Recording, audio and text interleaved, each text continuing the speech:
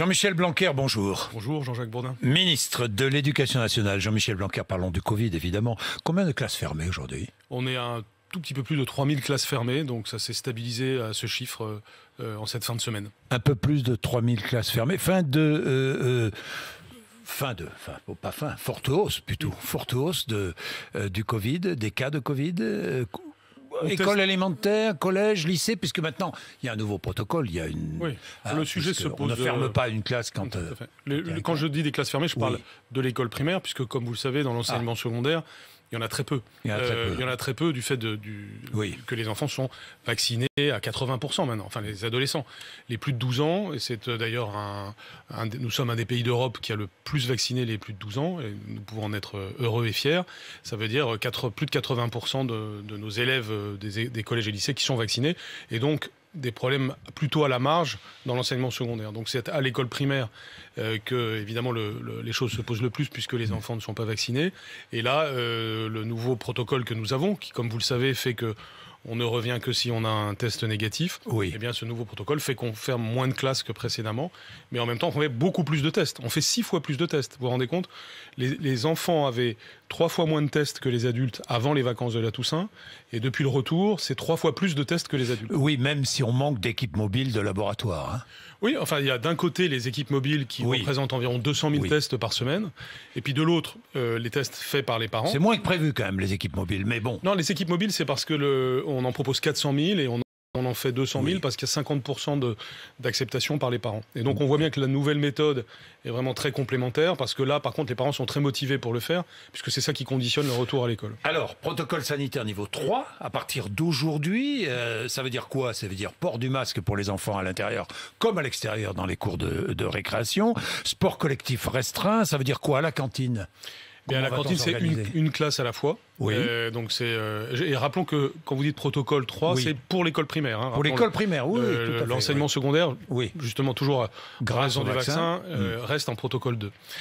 Et donc effectivement, c'est une classe à la fois à la cantine, port du masque dans toutes les circonstances, y compris pour l'éducation physique et sportive, et puis désinfection accentuée. Donc ça, c'est les collectivités locales qui sont en train de s'adapter à cela, mais elles sont habituées. Dans les périodes précédentes, on a eu des adaptations de ce genre. Les sorties scolaires ? Les sorties scolaires obéissent au principe. Une classe qui va aller au théâtre ou elles sont pas dans un musée ? Elles sont toujours plutôt restreintes, malheureusement. D'autant plus que nous sommes en train de prendre des mesures indépendamment de la crise Covid, vous savez, avec le pass culture, qui vont faire qu'on va plus financer dans le futur les sorties scolaires à partir du mois de janvier, mais espérons que les conditions sanitaires dans les mois à venir permettront de tirer bien pleinement parti de cela. Mais aujourd'hui, elles sont évidemment plutôt restreintes. Ceci étant, quand une classe se déplace dans un milieu où il n'y a pas d'autres personnes, alors il n'y a pas de restrictions spécifiques, si ce n'est le fait évidemment de porter le masque et de respecter tous les gestes barrières. Alors vous l'avez décidé, Jean-Michel Blanquer, les vacances de Noël ne sont pas avancées, mais si l'épidémie s'aggrave, est-ce qu'on repoussera le retour à l'école ? A priori, non, mais sur ces sujets-là, je n'exclus jamais rien. Oui, mais je ne veux pas que vous titriez après. Je n'exclus pas parce que c'est pas l'hypothèse privilégiée. Il faut vraiment le dire. Oui. Mais je dis toujours aussi sur ce type de sujet que on est pragmatique, on regarde ce qui se passe et donc nous verrons. Mais évidemment, d'abord, je ne le souhaite pas, et ensuite, je ne pense pas que ce sera nécessaire. Le vaccin efficace, vous l'avez dit, chez les collégiens, chez les lycéens, efficace contre la maladie. Tout le monde le sait. Est-ce qu'on ne doit pas en arriver ? Parce que le pass sanitaire, très bien, ça a permis la vaccination, mais il arrive peut-être au bout du chemin, si je puis dire. Est-ce qu'on ne doit pas passer au pass vaccinal aujourd'hui ? En tout cas, ce qui est certain, c'est que la méthode du pass sanitaire a été une réussite. Ce qu'a décidé le président de la République au mois de juillet, a permis à la France d'être un des pays les plus vaccinés, et sur un mode non obligatoire. C'est quand même une victoire à double titre, puisque quand on rend les choses obligatoires, c'est qu'on n'a pas vraiment essayé toutes les autres solutions. Or, on a essayé autre chose, le pass sanitaire, et ça fonctionne. Alors, ce qui est vrai, c'est qu'aujourd'hui, parfois, on sent certaines limites, puisque on est obligé justement de durcir. Et puis, quand j'entends, par exemple, ce professeur de médecine de Toulouse qui dit que 90% de ses patients en réanimation sont des non-vaccinés, d'abord, ça fait mal au cœur pour les personnes en question, puisqu'on se dit, bon sang, mais si elles s'étaient vaccinées, on n'en serait pas là. Puis ça fait mal au cœur pour notre nation, notre pays, puisque le personnel, pour le personnel, pour tout le monde. Donc c'est vrai que déjà à votre micro, ce qu'il faut dire, c'est mais vaccinez-vous, quoi. Moi, je je connais récemment un proche qui est mort, malheureusement, il était anti-vaccin, et il est mort. Donc il faut le dire, c'est quelque chose de très grave pour les personnes concernées, mais aussi pour le reste de la population. Journée nationale de la laïcité. Aujourd'hui, les atteintes au principe de la laïcité dans les écoles, collèges et lycées. Quels sont les chiffres ?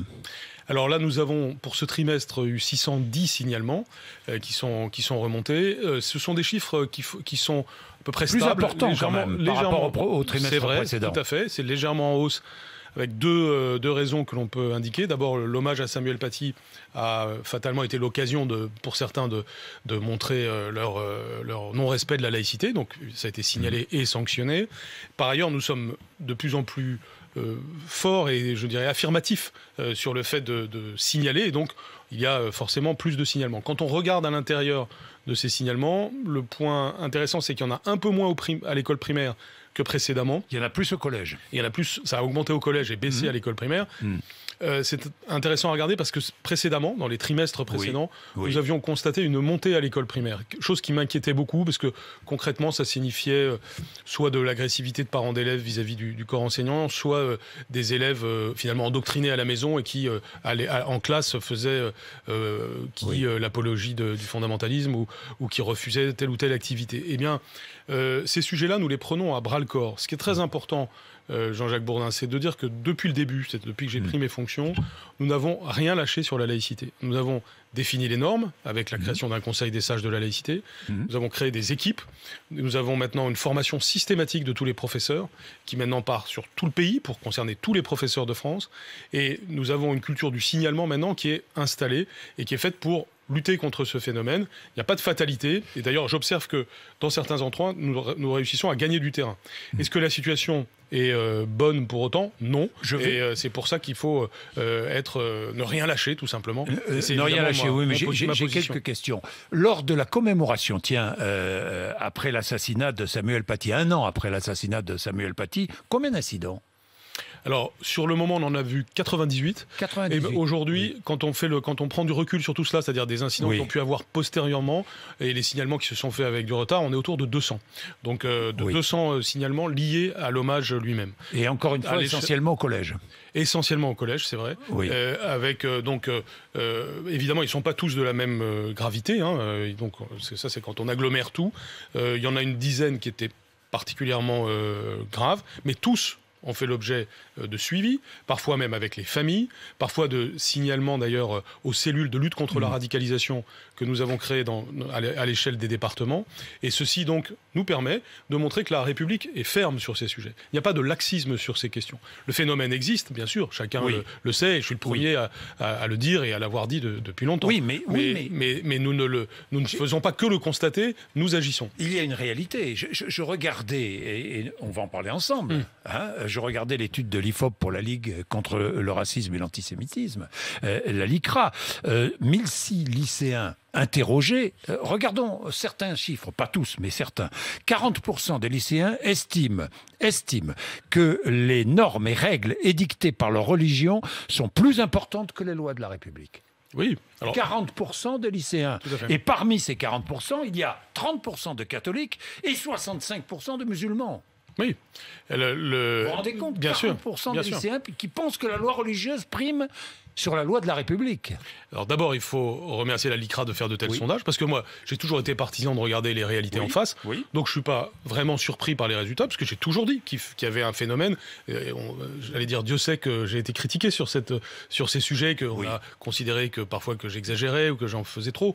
Non, il faut être lucide, regarder. D'ailleurs, ni exagérer ni minimiser, parce qu'il y a de toute façon une République qui est là, qui est forte, des élèves qui ont besoin qu'on leur explique certaines choses. Après, il y a des élèves, à l'intérieur d'une telle réponse, il y a aussi ceux, vous avez le droit dans votre fort intérieur d'être très religieux, c'est tout à fait, ça s'appelle la liberté de religion, la liberté de la foi, heureusement, c'est ce que notre République garantit justement. Et puis, il y a tout simplement que dans la vie collective, c'est évidemment la loi de la République qui prime. Autre chiffre, 61% des lycéens pensent qu'il est justifié de montrer des caricatures se moquant des religions afin d'illustrer la liberté d'expression. 61%, c'est beaucoup ou peu? C'est toujours trop, c'est-à-dire... Non, 61%, pense qu'il est justifié. Ah oui, bien sûr. Non, mais c'est trop. Je pensais en creux aux 49% qui pensent différemment. Aux 39, oui, pardon. Oui. Eh bien, oui, bien sûr. Mais c'est pour ça que, si vous voulez, c'est l'histoire du verre aux 3/4 plein ou au quart vide ou aux 2 tiers plein, 2 tiers vide. Et tiers vide, c'est-à-dire qu'on a besoin aujourd'hui de s'appuyer sur ce qui est évidemment encore fort et solide dans notre République, c'est-à-dire que l'immense majorité de la population, y compris nos compatriotes de confession musulmane, évidemment, est convaincue de la pertinence de la laïcité, que la laïcité, ça nous garantit la liberté, le respect des uns par les autres, la liberté de religion, la neutralité des services publics, des choses qui sont précieuses au dernier degré. Eh bien, l'immense majorité de nos concitoyens sont totalement convaincus de ça. Donc il ne faut pas non plus être dans une sorte de panique ou d'exagération, il faut être dans la sérénité et sur ce socle qui est solide, ne rien lâcher vis-à-vis de ceux qui, minoritaires, cherchent sans arrêt à donner des coups de boutoir dans la République, dans la laïcité. Et donc, je me trouve très ferme par rapport à ça, au travers des différentes mesures que nous prenons. On va parler de certaines mesures que vous allez prendre en plus. 8% des lycéens ne condamnent pas l'assassinat de Samuel Paty. 8% des collégiens. Des lycéens. 13% des lycéens musulmans et 5% de lycéens catholiques. Oui, on retrouve ce que l'on disait, c'est-à-dire il y a en effet une petite minorité qui est à la dérive sur le plan de sa vision du monde et de sa grille de lecture. Donc, une fois que l'on sait ça, il faut avec lucidité lutter contre ce phénomène. Parfois, ces personnes-là, ces jeunes-là, qui sont encore dans une période de formation de leur esprit, ils doivent sentir que la République est forte, qu'on ne laisse pas ce type d'idéologie se développer, l'apologie du terrorisme, l'apologie de la supériorité de l'homme sur la femme, des choses de ce genre.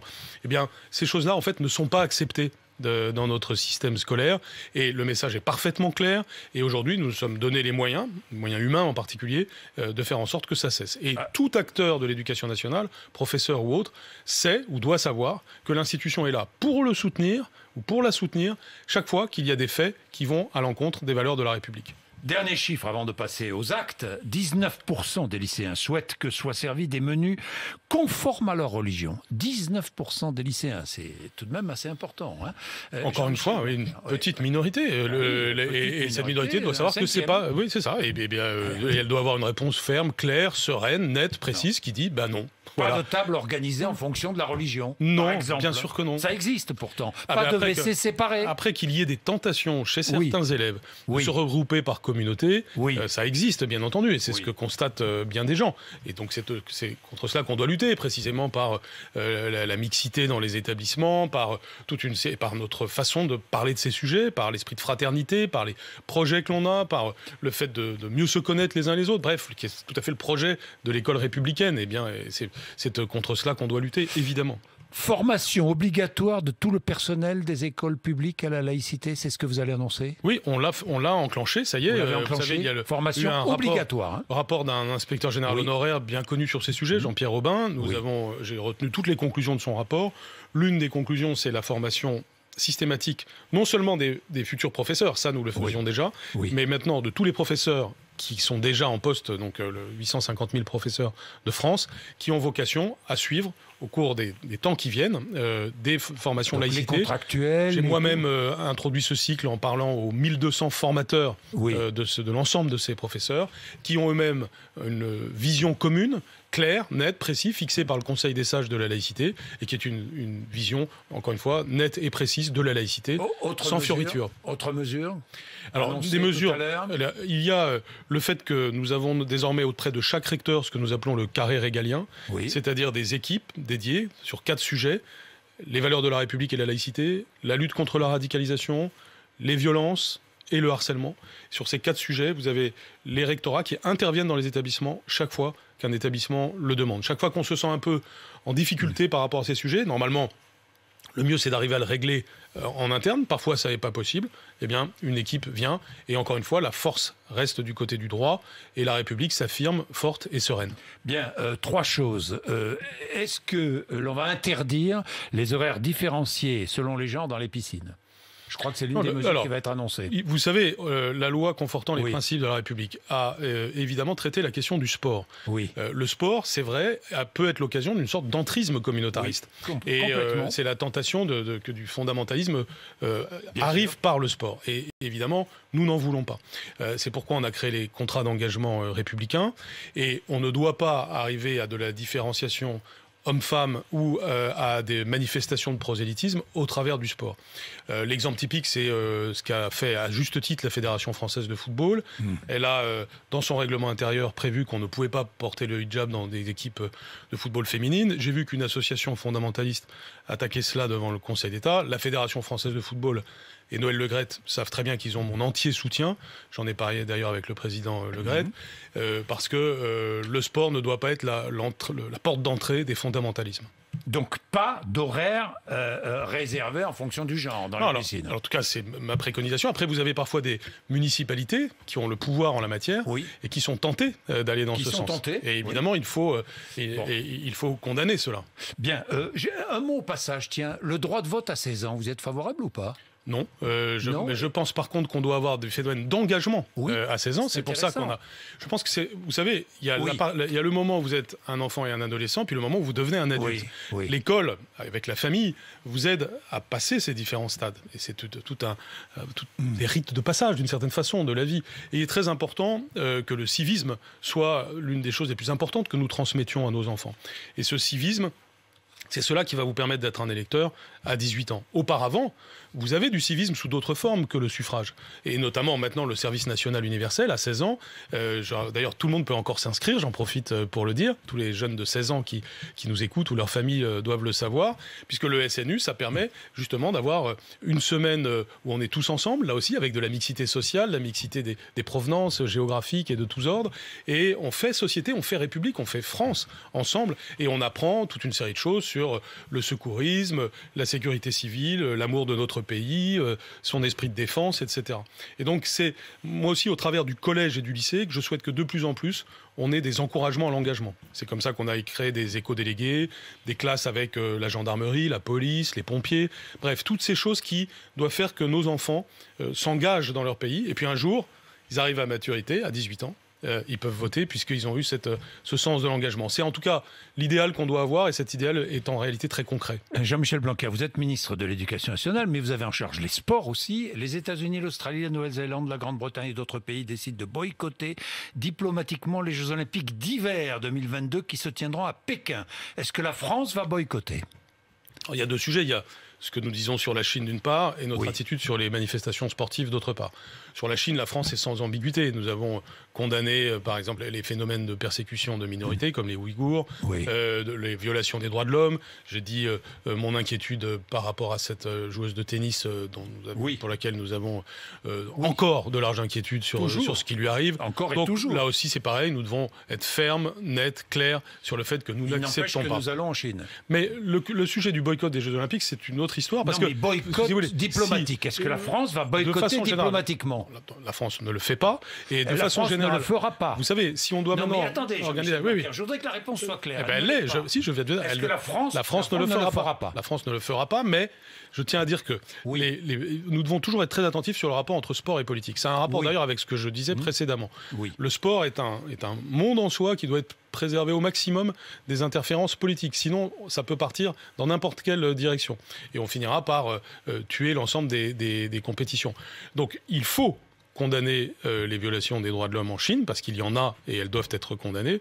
Je sais le faire, je l'ai fait d'ailleurs largement avant d'être ministre. Maintenant, il faut savoir, s'agissant des compétitions sportives, avoir l'attitude adéquate et adaptée. Cela dit, je n'irai pas à Pékin en tant que ministre des Sports.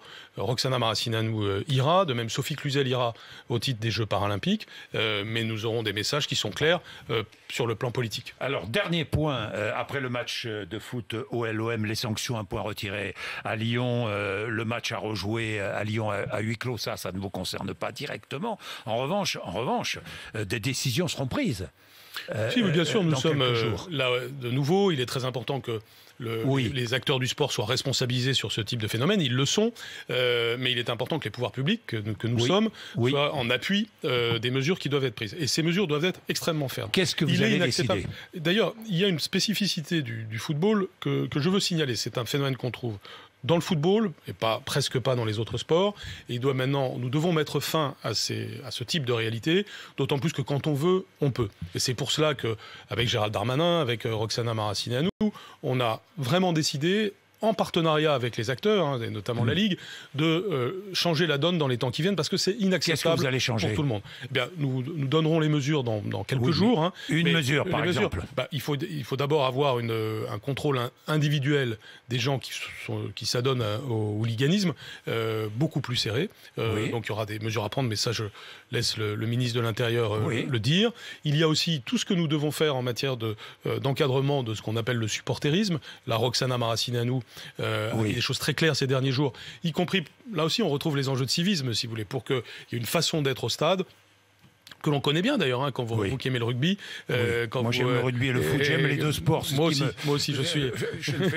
mais j'enverrai quand même sportif. J'enverrai quand même mon enfant au foot. Moi aussi. Contrairement à ce que dit Roxana Maracineanu. Ah non, mais moi j'encourage le football, ça y a aucun doute. Mais et j'aime être dans un stade de football. J'aime le tonus qu'il y a dans un stade. Et le tonus doit être bon enfant, le tonus doit être dans le soutien des équipes. De nouveau, c'est pareil. Et qui doit décider de l'arrêt d'un match ? 99% des gens pensent comme ce que je viens de dire. Le problème, c'est le 1% qui gâche tout. Eh bien, on va lutter contre ce 1% avec la fermeté totale. Qui doit décider de l'arrêt d'un match. Bien sûr. Une autre instance. Elle peut s'appuyer sur mais c'est l'arbitre qui décide. Mais il est toujours important d'avoir un pouvoir de décision qui soit quand même clair et net. Merci Jean-Michel Blanquer d'être venu nous voir à 8h54. Merci à vous.